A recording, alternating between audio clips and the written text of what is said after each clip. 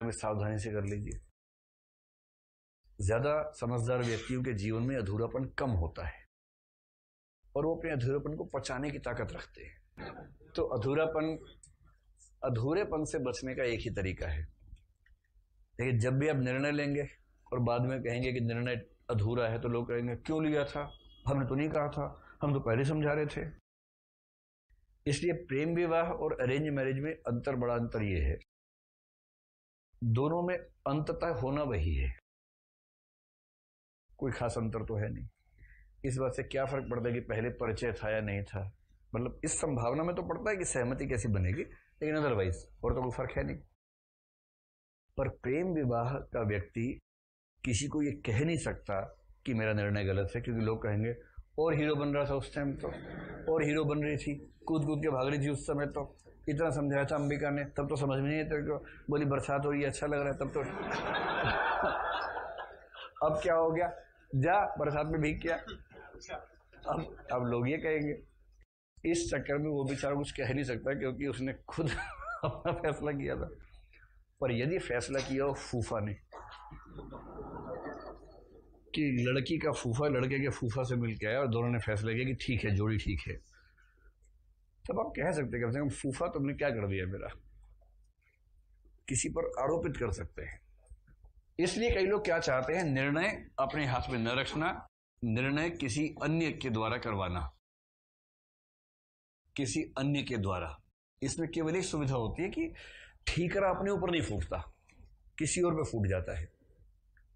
लेकिन सार्थ इसको बोलता है आत्म प्रवंचना, बैड फेथ, क्योंकि इससे जीवन की समस्याएं कम नहीं होती, इससे जीवन की समस्याएं बढ़ जाती हैं।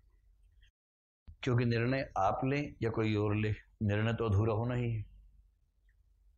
लेकिन अपने आप लेने में कम से कम ये संभावना है कि आप अपनी अंतरात्मा के आसपास का फैसला करेंगे, जबकि दूसरा व्यक्ति तो इस बात को समझ नहीं पाएगा कि आपकी अंतरात्मा क्या चाह रही थी। और इस वजह से लोग क्या करते हैं, कई बार अपना निर्णय अपने हाथ में ना लेकर दूसरों के हाथ में देते हैं, और जिसने अपना निर्णय किसी के हाथ में दिया उसका हो गया वस्तुकरण। वस्तुकरण के लिए क्या शब्द है अंग्रेजी में, ऑब्जेक्टिफिकेशन। ऑब्जेक्टिफिकेशन का मतलब होता है कि कोई आपको वस्तु की तरह इस्तेमाल करे और आप चुप रह जाए।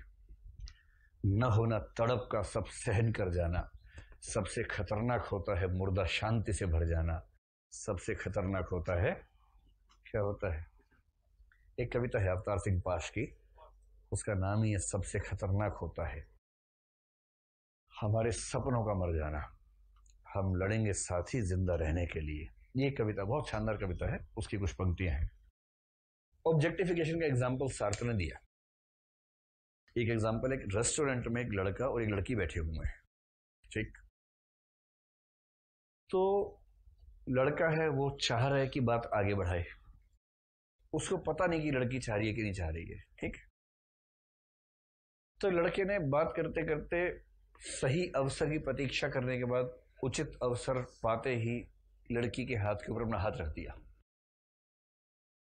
मतलब हैंडशेक करने के भाव से, गंदे तरीके से नहीं, मतलब संकेत के रूप में कि मैं एक प्रपोजल देना चाहता हूं। अब इस पे प्रतिक्रिया क्या क्या हो सकती है, एक ही हो सकती है, मतलब सभी प्रतिक्रिया की बात कर रहा हूं, यानी कि सैंडल उतारा और शुरू कर दिया कार्यक्रम, मैं उसकी बात नहीं कर रहा, ऐसी रणचंडियों की बात नहीं चल रही है यहाँ पर। यहाँ बात चल रही है सभ्य प्रस्ताव का उत्तर सभ्यता के साथ देने की बात चल रही है ना, असभ्य उत्तर देने की बात नहीं चल रही है। इसका एक उत्तर क्या हो सकता है कि वो चुपचाप अपना हाथ पीछे सरका ले, जिसका मतलब स्पष्ट हो गया कि ये प्रस्ताव नामंजूर हो गया है। दूसरा क्या हो सकता है, वो उसके हाथ में दूसरा हाथ रख दे, इसका मतलब क्या हुआ, प्रस्ताव मंजूर हो गया, इसका यही मतलब हुआ, और तो कोई मतलब नहीं हुआ। इनमें से कुछ तो करे। और उससे जो कहानी बताई उसमें लड़की कोई रिस्पॉन्स ही नहीं दे रही, हाथ ऐसा कर निर्जीव हाथ पड़ा हुआ है, जैसे कटा हुआ हाथ पड़ा हो ना, उसे हाथ ऊपर रख दिया, कुछ हो ही नहीं रहा, कोई हरकत नहीं, थोड़ी देर उसने हटा लिया, कोई हरकत नहीं। तो सार्थ कह रहा है ये अपने आप को वस्तु बनाने का मसला है कि हम दूसरा हमारे साथ कुछ भी कर रहे हैं, हमारा रिस्पॉन्स ही नहीं आ रहा कुछ भी।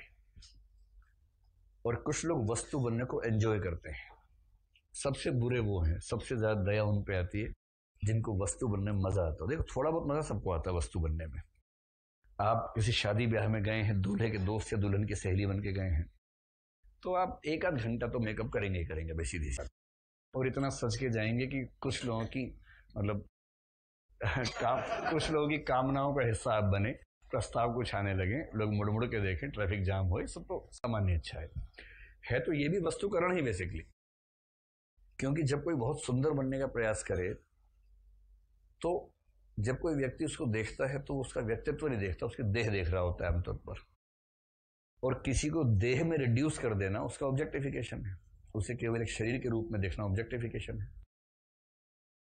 पर जीवन के एक हिस्से में विशेष रूप से ऐसी इच्छाएं होती हैं कि लोग हमें देखें और अपने सुधी खो बैठें, कितने हम लोग स्मार्ट हैं, डैशिंग है, डैशिंग। तो ये तो वो वाला ऑब्जेक्टिफिकेशन है जो पसंद आता है सबको, थोड़ा बहुत उतना चल भी जाता है। हर इंसान चाहता है कि उसको कुछ लोग ध्यान से देखें और कुछ लोग ना घूरें, पर एक चॉइस चल नहीं पाती। दिक्कत है कि जिनको चाह रहे थे वो तो देख नहीं रहे, बाकी लोग घूर घूर के देख रहे हैं। दिक्कत वहां आती है सारी की सारी, क्योंकि आपकी चॉइस से नहीं हो रहा है। ये तो सब चाह रहे हैं कि हमें कुछ लोग तारीफ की निगाह से देखें और कुछ दुष्ट ना देखें, लेकिन दुष्ट इस मामले में ज्यादा एक्टिव रहते हैं, तो वो दिक्कत सारी दिक्कत का तो स्रोत वही है ना। एक है हैप्पी ऑब्जेक्टिफिकेशन, उसमें क्या होता है, एक वेटर की कहानी, सार तो नहीं सुनाई। आपने बहुत सारे रेस्टोरेंट्स में खाया होगा, ढाबों में खाया होगा, तो वेटर्स आपने देखे होंगे कई तरह के। कुछ वेटर्स, या अगर आप फ्लाइट में जाए तो एयर होस्टेस या जो मेल या फीमेल जो भी एयर होस्टेस है, आप उनका व्यवहार गौर से अगर देखें तो उनमें से 3 तरह के लोग मिलेंगे। एक ऐसे मिलेंगे जिनके चेहरे पर गोबर जैसे नहीं था गोदान में, चेहरे पर नाराजगी का भाव था, है ना। आपने बेल बजा दी, एयर होस्टेस आई, जी सर। आपको लग रहा है पिटाई ना कर दे मेरी। आपने कहा जी पानी चाहिए, पानी चाहिए, सॉरी पानी चाहिए। उसे पानी लगे पटक के दिया आपको ऐसे करके। अगली बार तो नहीं मांगेंगे कुछ भी, सीधी सी बात है। बहुत आपको मन करेगा चाय पीने का तो भी सोचेंगे उतर के पी लूंगा, कोई बात नहीं, इससे नहीं मांगूंगा, ये चाय डाल दे मेरे ऊपर गुस्से में। तो एक वो लोग हैं।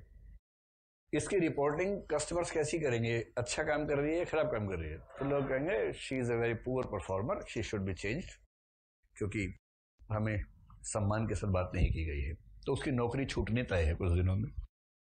कुछ ठीक ठाक है, किसी ने बेल बजाई, अंदर से गुस्सा है, कम वक्त करेगा, hello sir, how can I do, how can I help you sir, what can I do for you sir.